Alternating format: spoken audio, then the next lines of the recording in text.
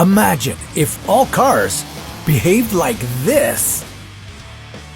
Instead of falling apart after a single crash, what if we all had cars that were indestructible?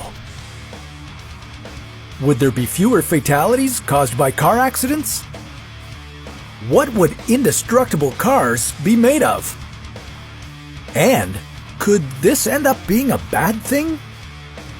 This is What If, and here's what would happen if all cars were indestructible. Every year, nearly 1.25 million people die in car accidents around the world. That's an average of 3,200 deaths every day.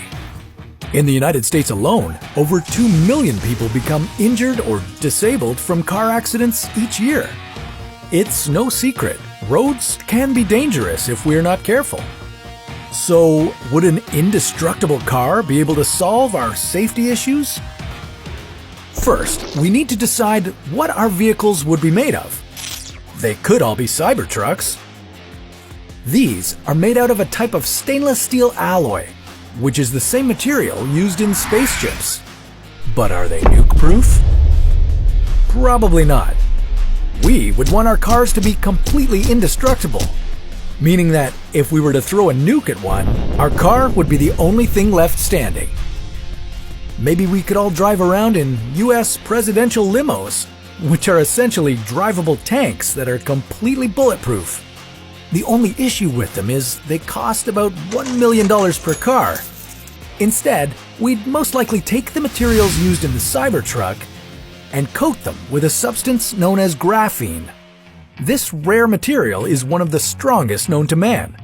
It's 200 times stronger than steel, and although it might not be nuke-proof, it would be pretty close.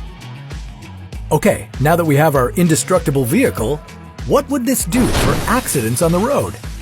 Well, your car would be completely fine and you'd be paying a lot less in insurance, but just because your vehicle is indestructible doesn't mean that you are. Sure, fatalities and injuries for passengers would certainly be reduced. Having indestructible vehicles means your car won't explode and there will be less flying debris everywhere, but that won't stop you from being flung and tossed around if you did happen to get into an accident. And what about the people who aren't in vehicles? With indestructible cars roaming around, pedestrians would want to be much more careful, as getting hit by one of these would certainly mean death. SUVs are already some of the deadliest cars for pedestrians, so having roads lined with big trucks like this could only result in more pedestrian deaths. On the other hand, injuries inside of indestructible cars would be significantly reduced, so that's a good thing.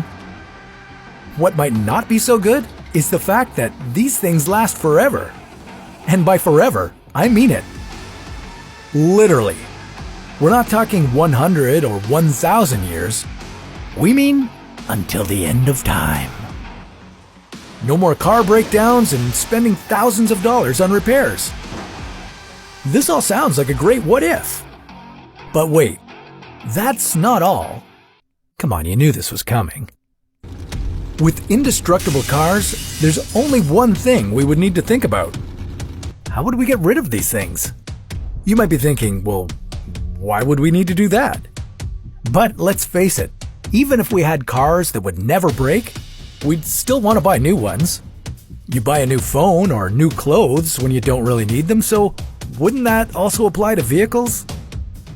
Not only that, but car manufacturers would be enticing us to buy new cars every year, as each iteration would implement new features that we didn't have previously. So, now that we're buying new cars, what would we do with our old ones? Right now, in the United States, over 12 million cars are recycled every year. And we're lucky enough that 86% of a car can be recycled, from the steel to the plastic. They're all melted down to be used for new cars. This is much better for the environment, as less water and pollutants are used in comparison to making a new car. But since we can't recycle these old indestructible cars and brand new cars would still be made, it would create much more damage to the environment. These old cars would have to sit in a landfill somewhere. Luckily, you could save some of them for new drivers, but Eventually, so many people would buy new cars that there would be more cars than people in certain parts of the world. This number would slowly increase as there's just no way to get rid of these indestructible cars. If we kept on manufacturing them, they'd eventually take over all the space we have on Earth. And if this isn't bad enough, we'd also have tons of job loss. Even though we'd still be making some new vehicles, it won't be anywhere near the 100 million we're producing globally today, meaning much fewer jobs in the car industry. So, having these indestructible cars might sound useful, but it would ultimately do more harm than good. A better approach would be to power all our cars with electricity instead of gas. But we'll leave that story for another What If.